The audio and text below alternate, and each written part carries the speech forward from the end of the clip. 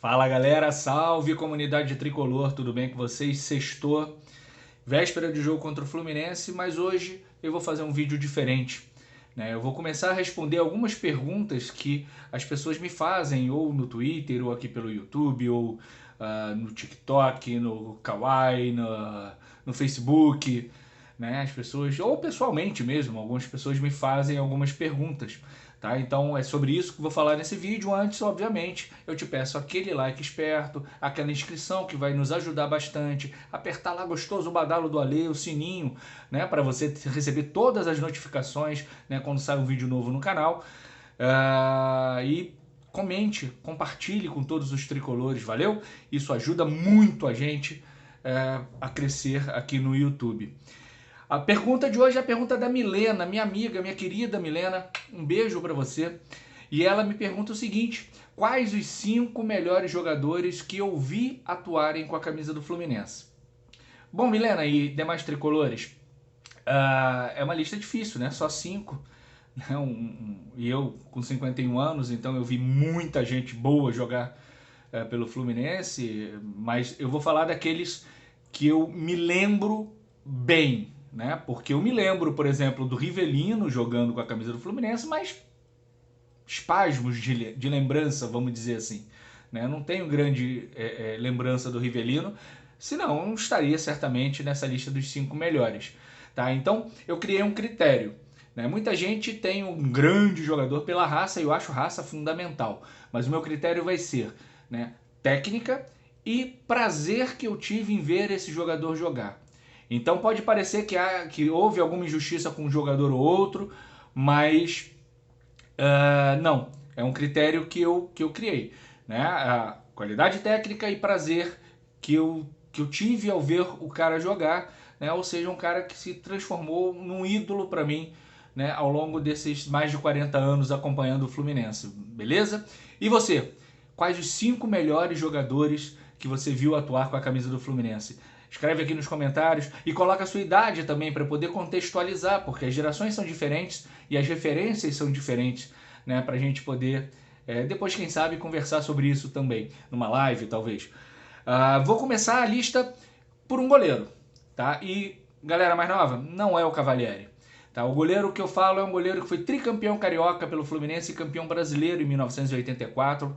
Disputou, embora não tenha entrado em campo, a Copa do Mundo de 1986. Eu falo sim dele, Paulo Vitor. Paulo Vitor foi um grandíssimo goleiro, né, do Fluminense, um ídolo, um cara super identificado com a torcida. Chegou no Fluminense em 1982, salvo engano. Né? Se alguém souber, se eu tiver errado, me corrija aí, por favor. Porque tudo isso que eu vou falar aqui, eu vou falar de memória, eu não pesquisei absolutamente nada. É o que eu lembro e às vezes as lembranças nos traem. Né? Então ele chegou em 1982 e foi tricampeão, 83, 84, 85 e campeão brasileiro, campeão carioca e campeão brasileiro em 84 com a nossa camisa.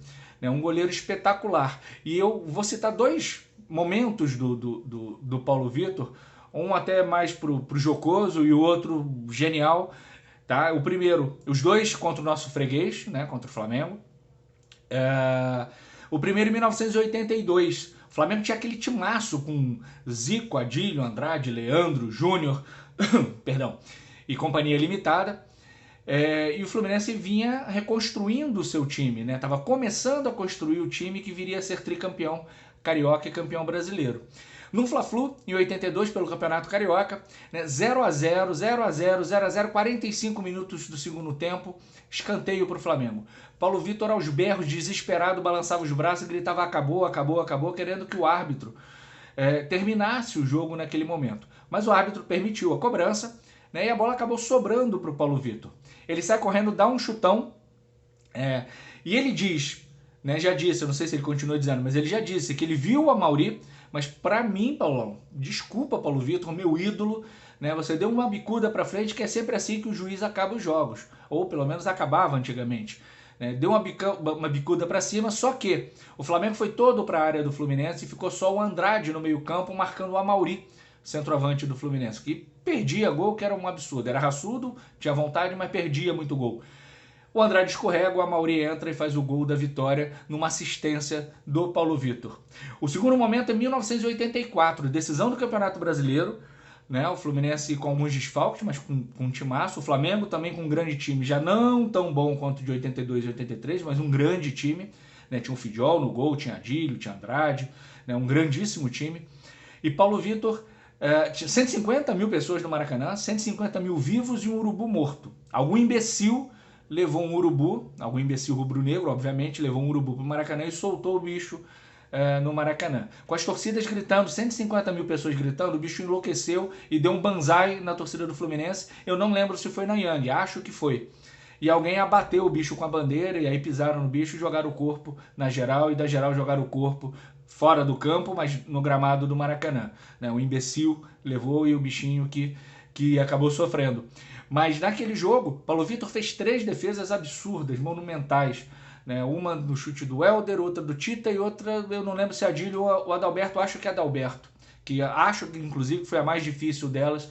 E além do Assis, que fez o gol, né, e garantiu a vitória no cruzamento perfeito do Aldo, como sempre, um dos maiores laterais direitos que o Fluminense já teve. O Paulo Vitor garantiu aquele título, então por isso ele está na lista dos 5 melhores que eu vi jogar pelo Fluminense. Beleza? Vamos para o segundo nome. E aí eu não estou fazendo por ordem, tá? Esse é o melhor, o segundo... Não. O segundo nome que eu coloco na lista aqui da pergunta da Milena é o nosso zagueiro Edinho. Edinho eu comecei a vir jogar lá em 76 e tal, mas não lembro muita coisa. A grande lembrança primeira que eu tenho do Edinho é em 1980, ele fazendo o gol de falta num frango do Mazzaropi e nos dando o título carioca de 1980. Foi meu primeiro ídolo, eu inclusive cortei o vestido de noiva da minha mãe, fiz um 5 e costurei na minha camisa do Fluminense, que na época era de algodão, ficou todo torto, todo errado, todo feio, mas estava lá a homenagem ao ídolo Edinho. E o Edinho... jogou 3 Copas do Mundo, uma de lateral esquerdo, inclusive, jogou 78, 82 e 86, conquistou o Carioca de 1980 pelo Fluminense, e tem uma passagem dele que é espetacular, em 1982, contra a Anapolina no Maracanã. O Fluminense tomou um pau em Anápolis de 3-0, e no jogo de volta no Maracanã, o Fluminense fez 6-1. Tava lá 5-1, o Edinho tinha feito 2 gols, o Amaury tinha perdido um zilhão de gols, e aí, pênalti pro Fluminense. A torcida começa a gritar Amaury, Amaury, Amaury, querendo que o centroavante batesse, fizesse o gol e de repente acabasse com a zica, né? Porque centroavante vive de gol. O Edinho foi lá e falou, nananina não, vou fazer o hat-trick, não falou essa palavra, que na época não se falava essa palavra, botou na cal, saco, estopa, 6-1 Fluminense contra a Anapolina, e o Amaury continuou na seca de gols dele. Ele não atendeu a torcida, não deixou o Amaury bater, e o Fluminense passou o trator em cima da Anapolina. O Edinho é, sim, um dos grandes ídolos, meu primeiro ídolo com a camisa do Fluminense, e por isso ele está na lista do top 5 da pergunta da Milena. O terceiro da lista é um cara que jogou acho que 2 ou 3 vezes na seleção brasileira apenas, muito pela perseguição da ditadura militar, assassina que nós tivemos de 64 a 85, né, e muito menos pela bola que ele jogava, porque ele jogava tanta bola quanto qualquer um do meio campo do Brasil de 1982. Eu estou falando do Delay. Delay foi um jogador que subiu em 1980 para aquele time campeão carioca de 1980, onde apenas um jogador não tinha sido formado pelo Fluminense, que era o Cláudio Adão. Paulo Goulart, Edevaldo, Tadeu, Edinho e Rubens Galax, Delay de volante, Gilberto e Mário, Robertinho, Cláudio Adão e Zezé. Todos os outros 10, fora o Cláudio Adão, foram formados no Fluminense. E o Delay jogava de volante, era o primeiro homem do meio campo, e jogava bem, e jogava muito bem. Dominava aquele setor, como poucos, e muito jovem ainda em 1980. Com a chegada do Jandir em 82, o Delay passa para segundo homem de meio campo, e aí explode o seu futebol, porque talentoso, genial e genioso ele sempre foi.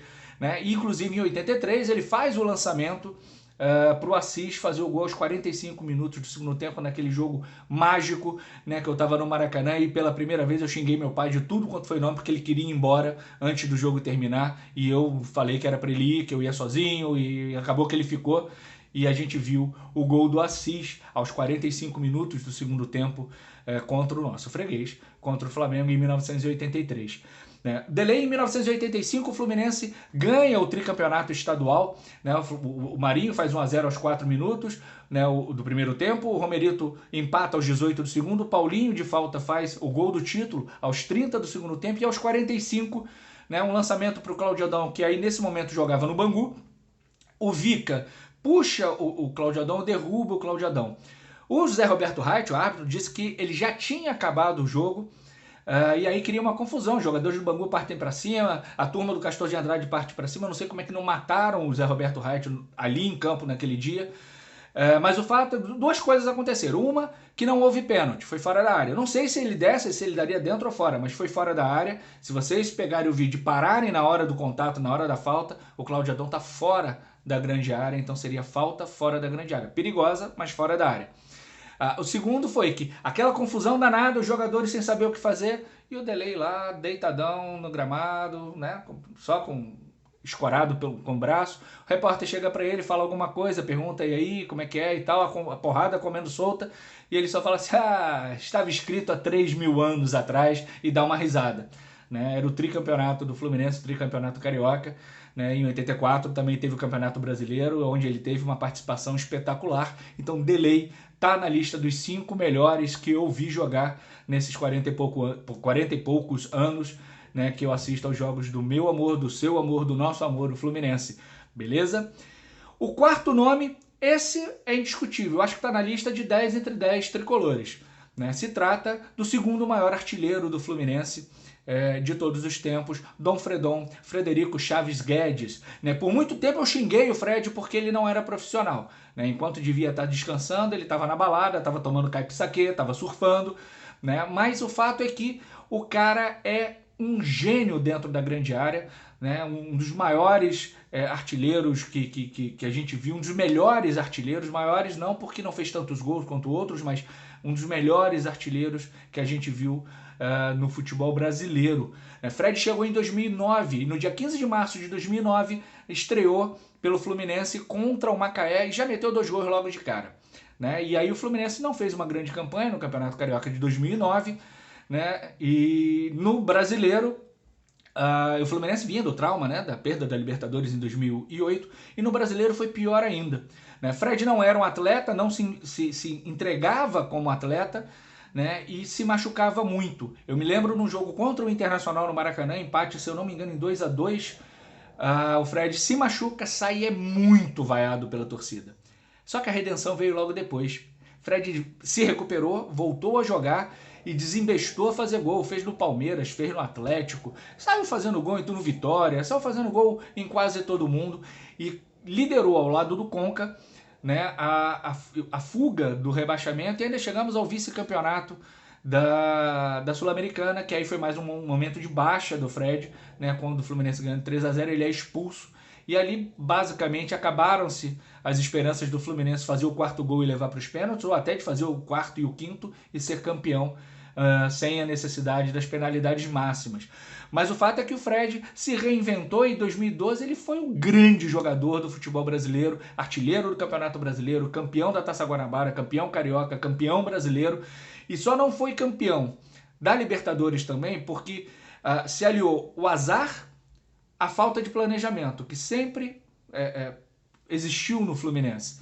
Né? O Fluminense prioriza, e o Abel prioriza o estadual, né? E, por exemplo, no jogo contra o Botafogo, a gente perde o Valença. No segundo jogo da final contra o Botafogo, o Fluminense estando ganho, o primeiro jogo de 4-1, um gramado pesadíssimo, a gente perde o Deco. O Fred se machucou contra o Inter na Libertadores. O fato é que, no final das contas, a gente estava com o Carleto na lateral esquerda, contra o Boca, né, que o Carlinhos tinha sido roubadamente expulso, né, lá na Bombonera, né, um time meio desfigurado. O ataque tinha, se eu não me engano, esqueci o nome dele, o cabeçudo lá que veio da base, que estava jogando no Náutico há pouco tempo, tinha, acho que o Marco Júnior chegou a entrar, enfim, né, foi uma merda, né, aquele jogo contra o Boca no Engenhão, e tomamos um gol do Santiago Silva aos 45 minutos. Senão, o Fluminense poderia ter se classificado, passado pelo Boca, chegado à semifinal, e aquela Libertadores era perfeitamente ganhável pelo grandíssimo time que o Fluminense tinha. Mas o Fred foi lá e foi campeão brasileiro, junto com, obviamente, com todo mundo, e artilheiro de 2012. 2013 foi uma tragédia, esquece, deixa pra lá. 2014 ele vai pra Copa e aí é trucidado por um time horroroso, mal treinado, a bola não chegava pra ele. Tomamos 7 gols Tomaram, né? Porque eu não torço pra seleção brasileira. Tomaram 7 gols da Alemanha e a culpa foi do Fred Alcone, e aí a torcida do Fluminense abraça, acolhe o Fred, ele volta e é artilheiro de novo do Campeonato Brasileiro. Então Fred, pelos títulos, pela entrega, pelo último gol que fez todo o tricolor chorar absurdamente, né, contra o Corinthians, pela despedida, tirando aquela bicicletinha lá que ficou meio brega, mas enfim, a sua trajetória no Fluminense é uma trajetória de campeão. Muito obrigado, Fred, você tá sim, obviamente, na lista dos 4. Por fim, o quinto da lista, né, que a Milena me pediu, dos 5 melhores jogadores que eu vi jogar. E agora muita gente vai chiar, vai me xingar, e se quiser xingar, pode xingar aqui nos comentários, porque o Conca não está nessa lista. E não tá porque eu acho que ele é traíra, ou porque eu acho que ele não foi bom jogador, não. O Conca foi fundamental, né? Conca e o Muricy levaram o Fluminense de 2010 nas costas, né, para conquistar o Campeonato Brasileiro, né? O Conca fez gols espetaculares. Eu lembro de um sujeito com quem eu não falo mais, né, que falava, esse argentino não chuta, esse argentino é horroroso. Daí o Conca foi lá, chutou e fez o gol, olhei pra cara dele e falei, parabéns, você sabe tudo de futebol, gênio, idiota. Mas enfim, não tá o Conca porque o meu maior ídolo na história do Fluminense também não é brasileiro, mas não é o Conquinha. Né? O meu maior ídolo se chama Julio César Romero Insfran. Sim, ele, Romerito. Romerito explodiu para o futebol em 1979 na Copa América.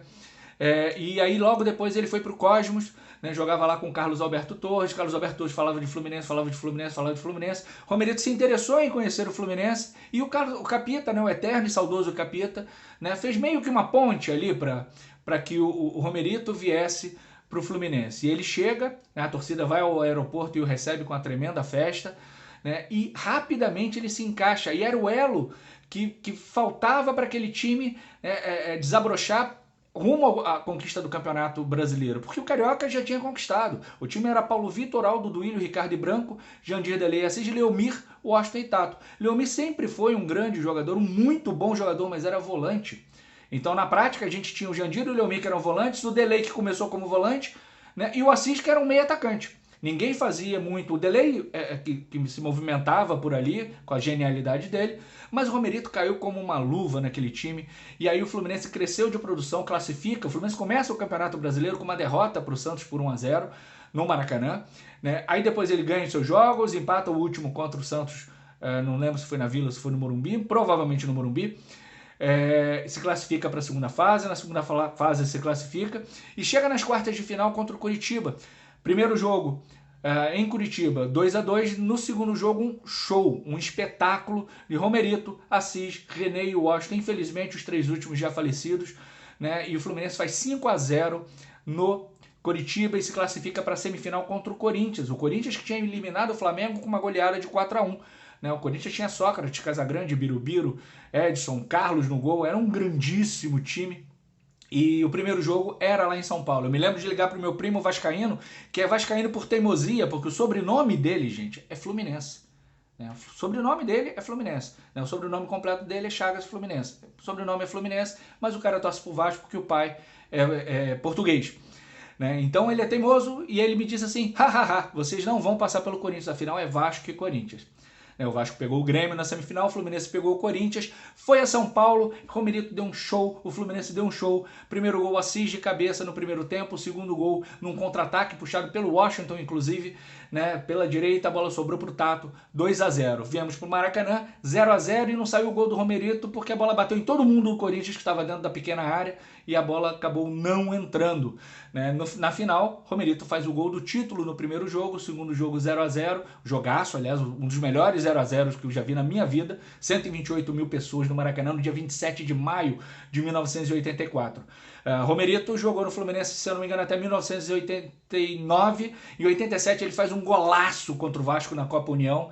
Né? E de ruim na carreira do Romerito no Fluminense foi nunca ter feito gol no Flamengo, mas fez no Barcelona, então tá tudo certo. Né? O Romerito é o meu maior ídolo e fecha essa lista de 5 melhores jogadores que eu vi jogar com a camisa do Fluminense. Milena, Um grande beijo. Tricolores, desculpa o vídeo longo, mas eu precisava falar alguma característica desses jogadores. Um grande beijo, um grande abraço. Saudações tricolores.